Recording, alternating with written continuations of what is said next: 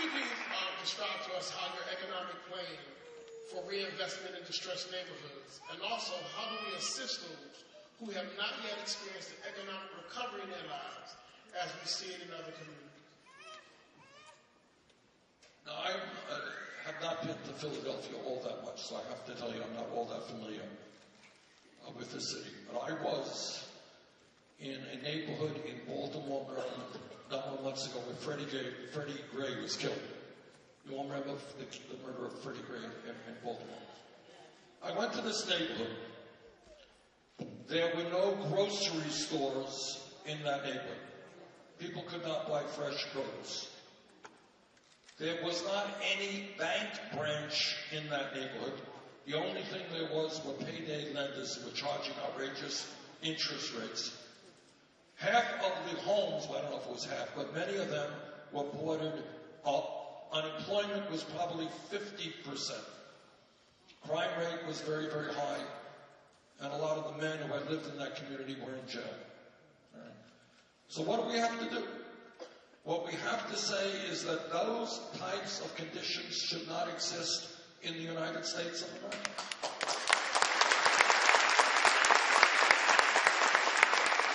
And that together we are going to rebuild those communities. That's what we're doing. And that means building affordable housing so that people are not spending 40, 50, or 60% of their limited incomes on housing. And when we build affordable housing, you know what else we do? We put people to work. And it wouldn't be a nice thing if people in a community, instead of being unemployed, had the job training to go out and rebuild their communities. So these are not utopian ideas. These are ideas that require us simply to change our national priorities. And that means that instead of giving tax breaks to large multinational corporations, maybe we're going to invest in America and in inner cities. Instead of fighting wars we should not be fighting, maybe we're going to rebuild our crumbling infrastructure. We can do these things, but we can't do it unless we stand together. Vast majority of the American people, white and black, Latino, Asian American, agree with all of these ideas. The people who do not agree are people who have huge sums of money who do not want to pay their fair share of taxes.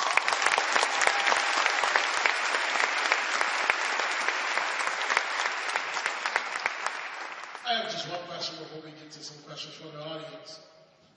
Seeing that the Supreme Court has taken us in part back to 1965, what will you do using the power of your office as President of the United States to ensure that we don't go further and inch our way back towards pre-1865?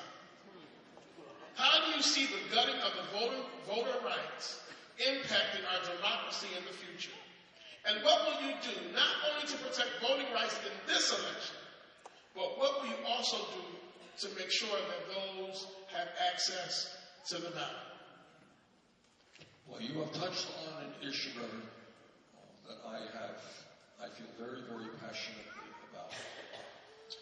And to think of all of the struggle that has gone on in this country to make sure that everybody had the right to vote regardless of the color of their skin. And to think that as a result of this disastrous Supreme Court decision, you now have governors working overtime trying to suppress the vote. And I just came back from Wisconsin yesterday. And you got a governor there who's doing just that. And what I really say and what I believe, if you are in politics and you don't have the guts to run in a free, fair, and open election, you should get out of politics and get another job.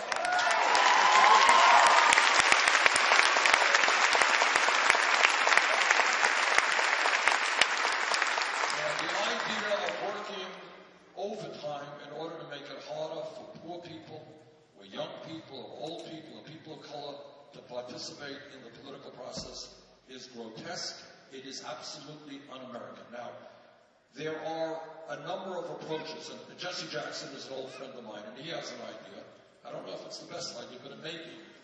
It turns out that the Constitution of the United States does not even guarantee people the right to vote. Those are state decisions. You know that?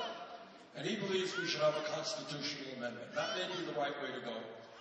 The other way to go is to do what many other countries are doing. You know what they do? They say that when you are 18 years of age, or whatever their eligibility is, you're automatically registered.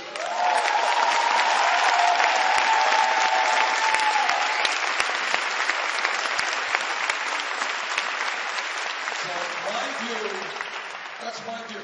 My view is that we do away with all of these mechanisms. I remember I was in Alabama. And what they're doing, they say you need a government ID. You can get the ID from the Department of Motor Vehicles, and just coincidentally, they shut down a lot of these offices in black neighborhoods. Just coincidentally, no doubt. All right? So I think we make it very simple. In America, you're 18 years of age, you're an American citizen, you're registered to vote, end of discussion, and that is the direction that I take.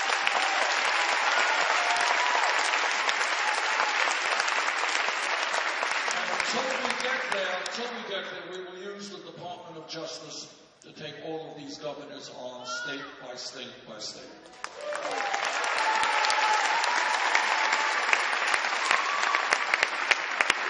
We have some questions from the audience, and we're going to ask that the folk, if you would.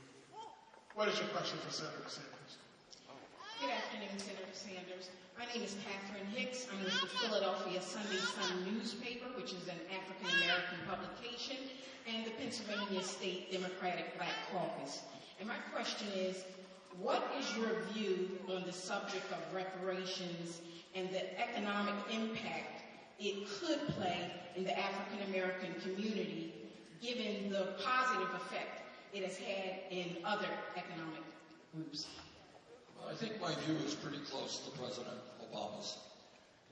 And that is, we understand the legacy of slavery. We understand that. And as I mentioned, and as everybody in this room knows, what we're seeing in many African-American communities, outrageously high levels of unemployment, inadequate education, inadequate health care.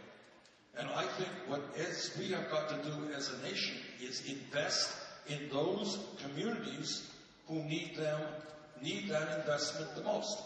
And there's legislation introduced by some members of the Black Caucus, which I support, which takes a look at those communities around America which have long-term structural poverty issues, and they become the communities that receive the highest priority for federal funding. In other words, let us make sure that in every way, federal funding goes to those communities who need it the most. And in most cases, they'll be minority communities. Senator, we have another question. Good afternoon, Senator Sanders. My name is Kanya Brand, and I represent Uniquely Summit and For the Love of Black Girls. We got big fans down here. And we're an organization that works to help Black girls uniquely define, discover, and become who they are. And my question for you is, on March 22nd, 3 Black congresswomen created the Congressional Caucus on Black Women and Girls. The caucus is designated to create policies that eliminate significant barriers experienced by Black women. Out of the 430 congressional caucuses on Capitol Hill, this is the first one to make Black women and girls a priority in policy debates in Washington. How do you plan to support the Congressional Caucus on Black women and girls as quotas? Well, let me see. You're talking about a caucus in the House, right? Let's see if we can start that caucus in the Senate. How would that be? Thank you for the work you do. Yes, sir. Good evening, Senator. Suleiman Rahman with Black Voters Matter. And a question, we talk a lot about mass incarceration. As president, how will you address the collateral consequences that affect the formerly convicted and incarcerated? For instance, not being qualified for federal grants, as well as being for their education, as well as for public housing as well. And will you use your pardoning power to continue the work that President Obama has started? President Obama has started it, and it's a good start, but we have a long way to go. Let me answer your question in a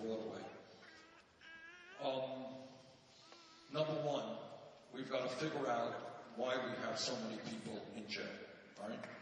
And I think a lot of it starts off with looking at communities where kids have no options, no jobs, no education. We got to address that. We have to invest in those kids. Number two, we got to take a hard look at the war on drugs. So what do I mean by that? Now, I know not everybody's going to agree with me, but this is what I think. Right now, in the last 30 years of this country, millions of people have criminal records as a result of possession of marijuana. Okay? And when you have a criminal record, it is sometimes pretty hard to get a job. So I think that right now, marijuana is listed as a Schedule I drug under the Federal Controlled Substance Act. That is the highest level, right alongside heroin. I think that's done.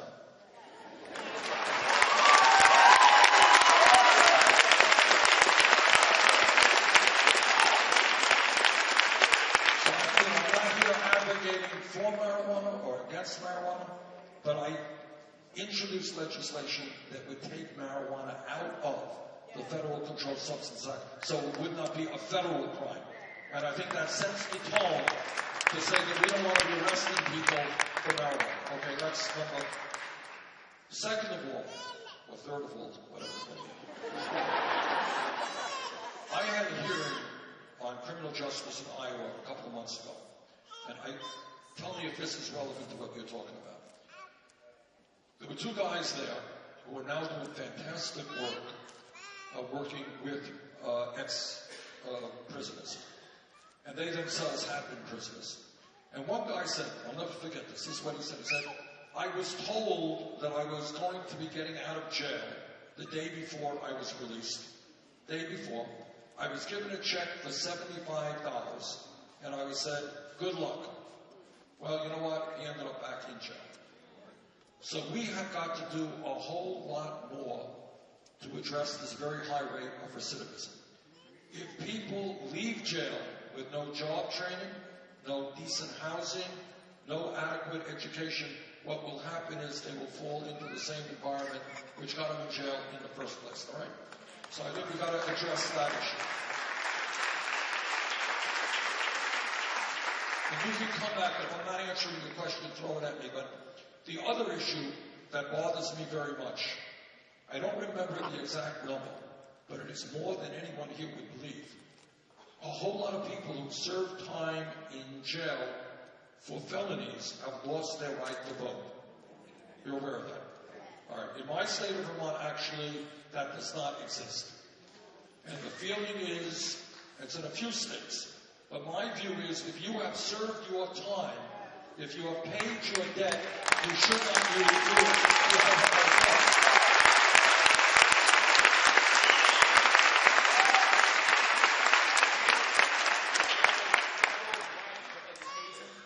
So as far as federal grants for education, as well as public housing, not being able to take advantage of those. Right. What the gentleman is saying, some people may not know this, is the law right now is that if let's say you're married and you have some kids, right? You get arrested. You go to jail. As I understand, you cannot go back to that public housing. All right? So the kids are denied the proximity of their father, right? The family structure is broken. So that does not make a lot of sense to me. That's something that I think we have to take a very hard look at. That's a great point. Did I answer the rest of the question? Yeah, look, we spend $80 billion a year to lock people up in this country. 2.2 million people in jail, 80 billion. You know what? If we spent a fraction of that 80 billion on education, we would keep a lot of people.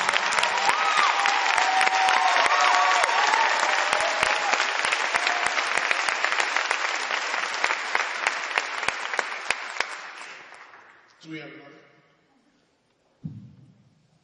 Good evening, Senator Sanders. My name is Tori, and I'm here with the Uniquely Youth Summit organization. And my question is, the United States has formally apologized for the internment of Japanese Americans during World War II and for subjecting black men to syphilis research during the Tuskegee experiment. But an American president has yet to muster up the courage to formally apologize for the 400 heinous years of rape, death, and inhumanity that occurred during the enslavement of black people in this country that still impacts millions of slave descendants. Senator Sanders, will you, if the next president of the United States, make that necessary and overdue apology? You want the short answer? Yes.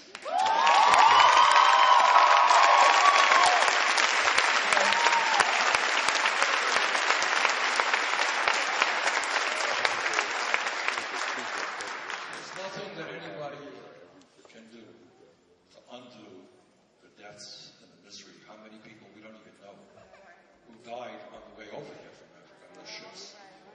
Nobody, we can't undo that. But we've got to do everything that we can to wipe the slate clean, acknowledge the truth. Truth is not always an easy thing.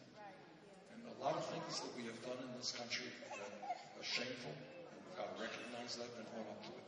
So the answer is yes.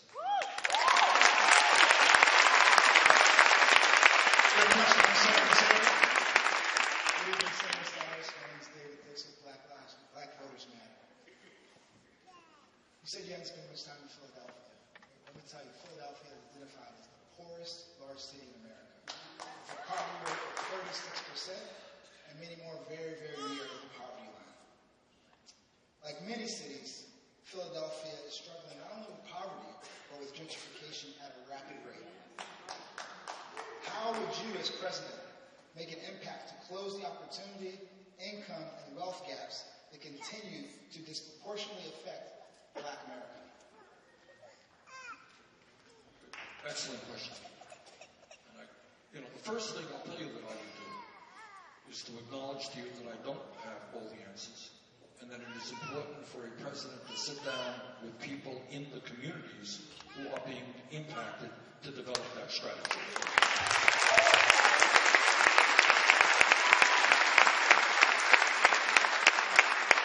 Gentrification, as I go around the country as a candidate for president, are running into that in every major city in America, where people are being driven out of their homes because new housing is being developed that they can't afford. That's the case, yes? All right. So for a start, and I think we have to be conscious of that. If somebody lives in a home and lives in a neighborhood for his or her own life, and that's where they want to stay, we've got to do everything that we can to maintain those communities. Money cannot dictate everything in this country.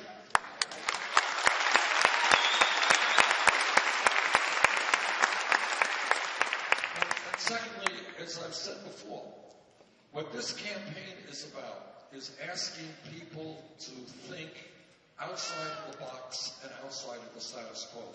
We should not accept as normal as what America is about, that we have deteriorating communities in America with unbelievably high rates of unemployment and poverty and poor education. We do not have to accept that. And if we organize effectively, and I bet we have a lot of organizers here, and we fight back, we can make change. So let me give you an example of something which I'm very proud of. If we were in this room 5 years ago, not a long time ago, somebody jumps up and they say, Senator Sanders, I think we should raise the minimum wage to $15 an hour. That the $7.25 an hour minimum wage is outrageous. It's a starvation wage. Nobody in this room would have probably thought that that was possible. People would have said, $15 an hour, you're crazy. You're doubling the minimum wage. It can't happen. Maybe $8, maybe $9, $15, impossible. But you know what happened? People in the fast food industry, people who work in McDonald's, Burger King, Wendy's, they went out on strike, they organized, and they fought back. And then you know what happened? Seattle, Los Angeles, San Francisco, Oregon, California, New York, $15 an hour.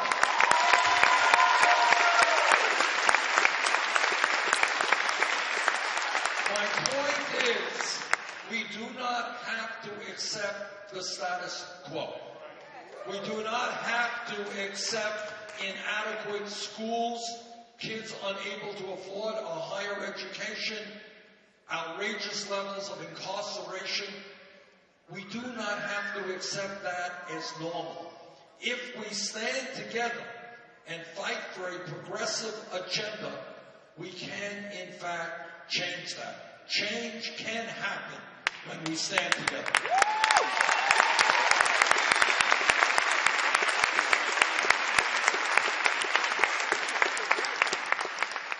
Senator Sanders, I have a personal question. I have a young son. He is 13 years old. He's sitting right there in the first row. There he is right there. It scares me that as he gets older, that one day he's going to come across a situation in which he's going to be confronted with law enforcement. And that means that there's a possibility that he will end up like Freddie Gray or some others. What can you do to help dematerialize our law enforcement? Because we're losing our young men to crooked police departments. And instead of them protecting and serving, they are killing and maiming. Help me. Thank you for that question. And it is a question on the minds of many, many millions of people who have seen the videos on television of unarmed people, mostly African American, shot and killed. And this is how I respond. Federal government does not run local police departments, but federal government can do an enormous amount. Federal government can develop model practices, right, which says, among other things, that lethal force is the last response, not the first response.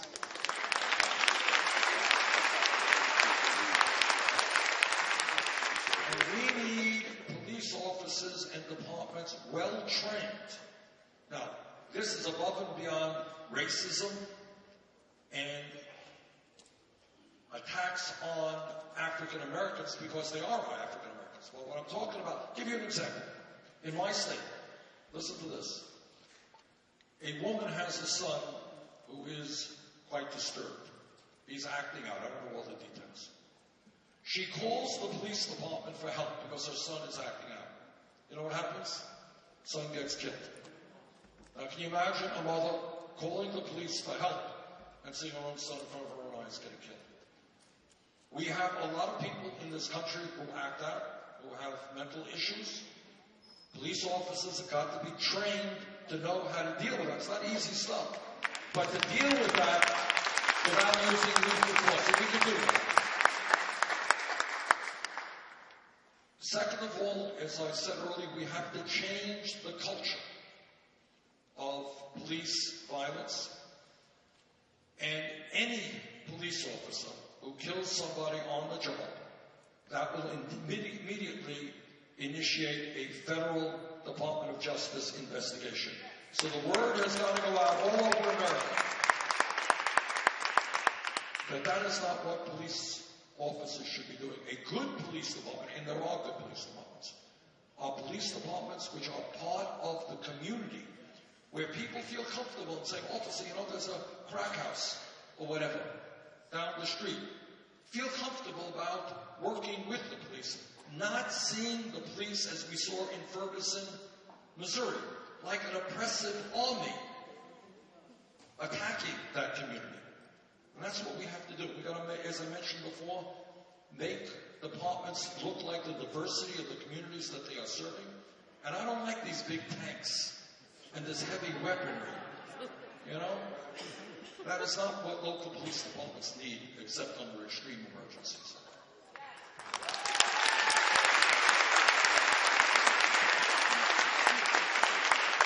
Once again, Senator Sanders, I want to thank you so much for coming to Philadelphia and especially to the storytelling Temple United Methodist Church. In your closing, if there's anybody out here who's sitting on the fence and you want to get to them to get to know you a little bit better, what would you say to them that would turn to tell them that this is why voting for you is so crucial? I think if you went to my website and looked at my biography, you would find that as a very young man, I stood up, fought against segregation in Chicago, where I went to school.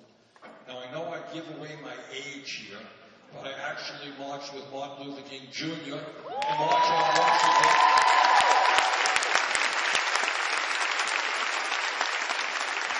So the fight for social and racial and economic justice is something I've been doing a long time. I guess, let me just say this.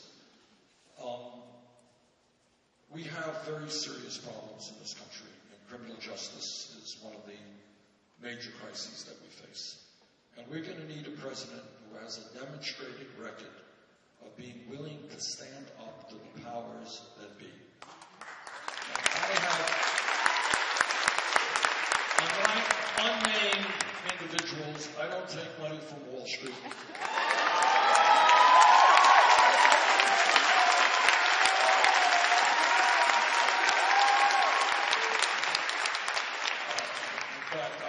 Contribution is $27. And I think if you studied my record, I know not everybody may be familiar with it, it is a record of standing up to Wall Street, to the drug companies, to the military-industrial complex, and standing with working people throughout my entire life. So